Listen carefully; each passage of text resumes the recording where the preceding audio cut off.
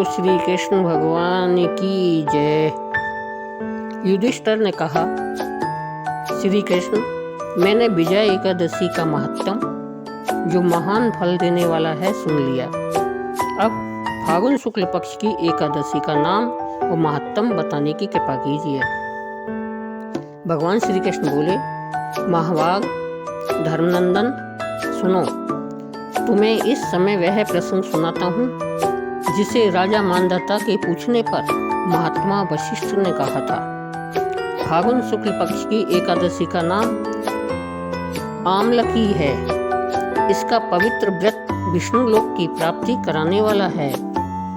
मानधाता ने पूछा, द्विज श्रेष्ठ, यह आमलकी कब उत्पन्न हुई, मुझे बताइए।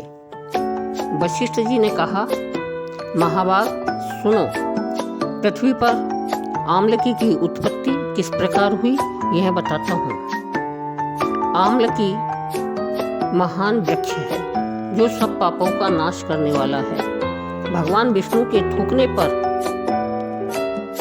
उनके मुख से चंद्रमा के समान कांतिमान एक बिंदु प्रकट हुआ। वह बिंदु पृथ्वी पर गिरा, उसी से आमले का महान वृक्ष उत्पन्न हुआ। यह सभी वृक्षों का आदिभूत कहलाता है। इसी समय समस्त प्रजा की सृष्टि करने के लिए भगवान ने ब्रह्मा जी को उत्पन्न किया। उन्हीं से इन प्रजाओं की सृष्टि हुई।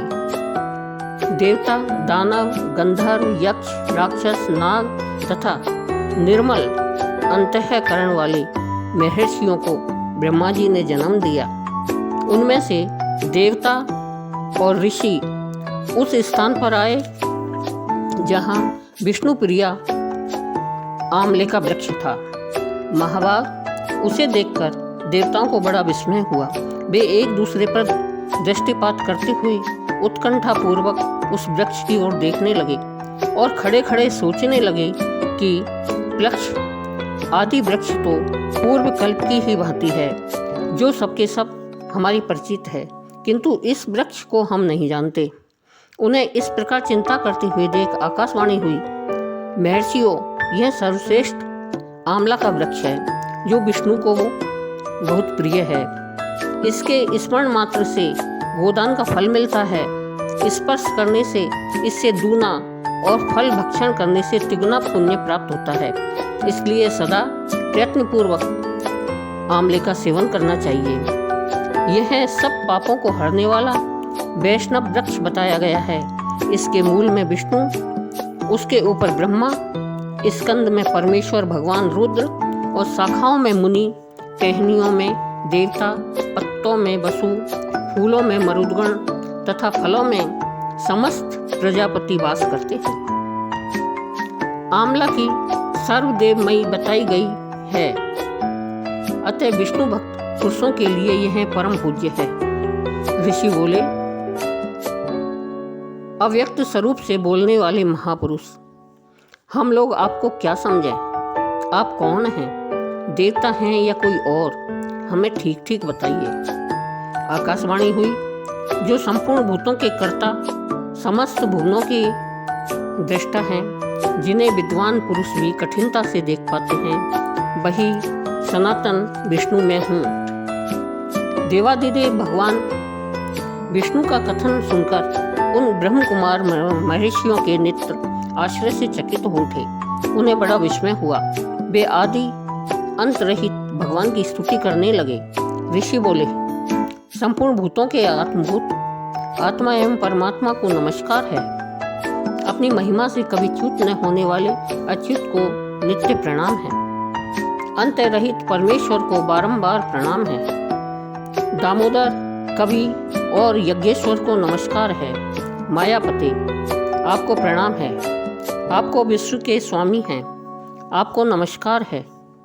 ऋषियों के इस प्रकार स्तुति करने पर भगवान श्री हरि संतुष्ट हुए और बोले, महर्षियों, तुम्हें कौन सा अभिष्ट वरदान दूं? ऋषि बोले, भगवान, यदि आप संतुष्ट हैं तो हम लोगों के हित के लिए कोई ऐसा व्रत बतलाइए जो स्वर्ग और मोक्ष रूपी फल प्रदान करने वाला हो। श्री विष्णु बोले, महर्षियों, फागुन शुक्ल पक्ष में यदि पुण्य नक्षत्र से युक्त द्वादशी हो तो वह महान पुण्य देने वाली और बड़े बड़े पातकों को नाश करने वाली होती है। द्विजवरों, उसमें जो विशेष कर्तव्य है उसको सुनो। आमला एकादशी में आमले के वृक्ष के पास जाकर वहाँ रात्रि में जागरण करना चाहिए। इससे मनुष्य सब पापों से छूट जाता है और सहस्त्र गोदानों का फल प्राप्त होता है। विप्रगण, यह व्रतों में उत्तम व्रत है जिसे मैंने तुम लोगों को बताया है। ऋषि बोले, भगवान, इस व्रत की विधि बतलाइए, यह कैसे पूर्ण होता है? इसके देवता, नमस्कार और मंत्र कैसे बताए गए हैं? उस समय स्नान और दान कैसे किया जाता है? पूजन की कौन सी विधि है तथा उसके लिए मंत्र क्या है? इन सब बातों का यथार्थ रूप से वर्णन कीजिए। भगवान विष्णु ने कहा, द्विजवरों, इस व्रत की जो उत्तम विधि है उसको श्रवण करो। एकादशी को प्रातःकाल दंत धावन करके यह संकल्प करे कि हे पुंडरीकाक्ष, हे अच्युत, मैं एकादशी को निराहार रहकर दूसरे दिन भोजन करूंगा, आप मुझे शरण में रखें। ऐसा नियम लेने के बाद पतित, चोर, पाखंडी, दुराचारी, मर्यादा भंग करने वाले तथा गुरु पत्नीगामी मनुष्यों से वार्तालाप न करें। अपने मन को बस में रखते हुए नदी में, पोखर में, कुएं पर अथवा घर में ही स्नान करें। स्नान के पहले शरीर में मिट्टी लगाएं। मिट्टी लगाने का मंत्र इस प्रकार है: अश्व क्रांते, रथ क्रांते, विष्णु क्रांते वसुंधरे, मृतिके हर में पापम, जन्म कोट्यम समर्जितम। वसुंधरे, तुम्हारे ऊपर अश्व और रथ चला करते हैं तथा वामन अवतार के समय भगवान विष्णु ने भी तुम्हें अपने पैरों से नापा था। मृतिके, मैंने करोड़ों जन्मों में जो पाप किए हैं, मेरे उन पापों को हर लो। स्नान मंत्र: त्वं मातेः सर्वभूतानां जीवनं ततु रक्षकं, स्वेजो द्विज जातीनां रसानां पतये नमः। स्नातोऽहं सर्वतीर्थेषु हृदय प्रश्नु वनेषु च नदीषु देवखातेषु इदं स्नानं तु मे भवेत्। हे जल की अधिष्ठात्री देवी मात, तुम संपूर्ण भूतों के लिए जीवन हो, वही जीवन जो स्वेदज और उद्विज जाति के जीवों का भी रक्षक है। तुम रसों की स्वामिनी हो, तुम्हें नमस्कार है। आज मैं संपूर्ण तीर्थों, कुंडों, झरनों, नदियों और देव संबंधी सरोवर में स्नान कर चुका हूँ। मेरा यह स्नान उक्त सभी स्नानों को फल देने वाला हो। विद्वान पुरुष को चाहिए कि वह परशुराम जी की सोने की प्रतिमा बनवाए। प्रतिमा अपनी शक्ति और धन के अनुसार 1 या आधे माह से सुवर्ण की होनी चाहिए। स्नान के पश्चात घर आकर पूजा और हवन करें। इसके बाद सब प्रकार की सामग्री लेकर आमले के वृक्ष के पास जाएं।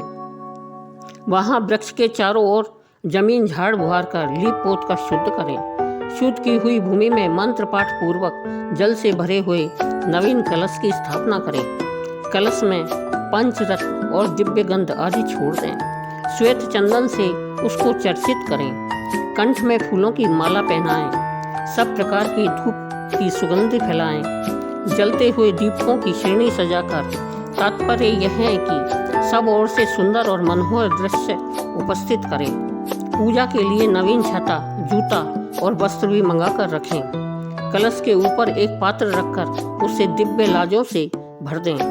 फिर उसके ऊपर सुवर्ण में परशुराम जी की स्थापना करें।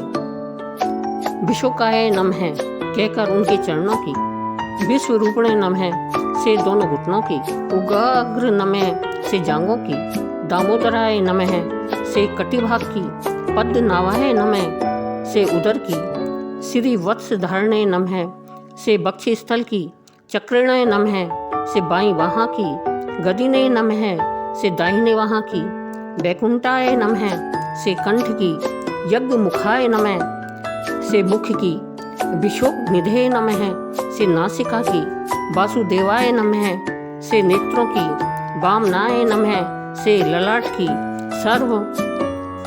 सर्वोत्मने नमः से संपूर्ण अंगों तथा मस्तक की पूजा करें। ये ही पूजा के मंत्र हैं। तदंतर भक्ति युक्त चित्त से शुद्ध फल के द्वारा देवादिदेव परशुराम जी को अर्घ्य प्रदान करें। अर्घ्य का मंत्र इस प्रकार है। नमस्ते देवे देवेश जामदग्ने नमस्तुते ग्रहणाधर्मिमं दत्त माम लक्ष्यायुतः हरे। हे देव देवेश्वर जमदाग्नि नंदन श्री विष्णु स्वरूप परशुराम जी, आपको नमस्कार है, नमस्कार है।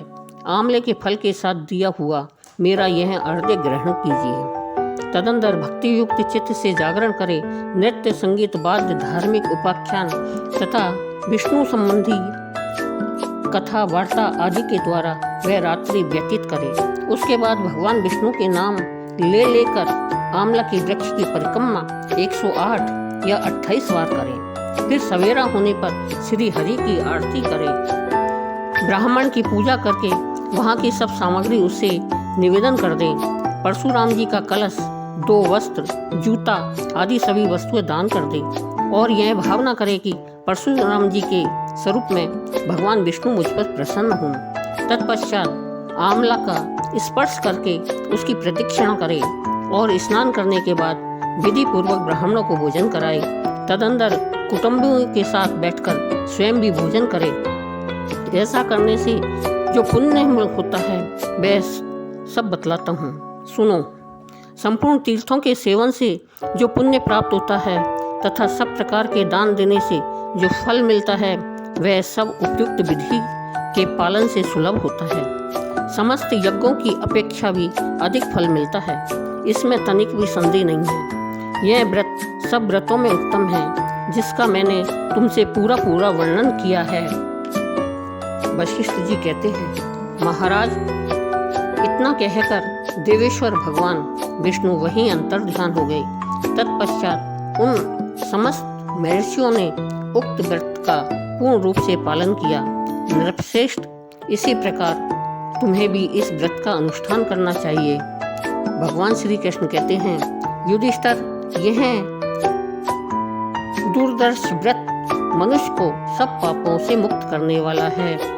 बोलो श्री कृष्ण भगवान की जय।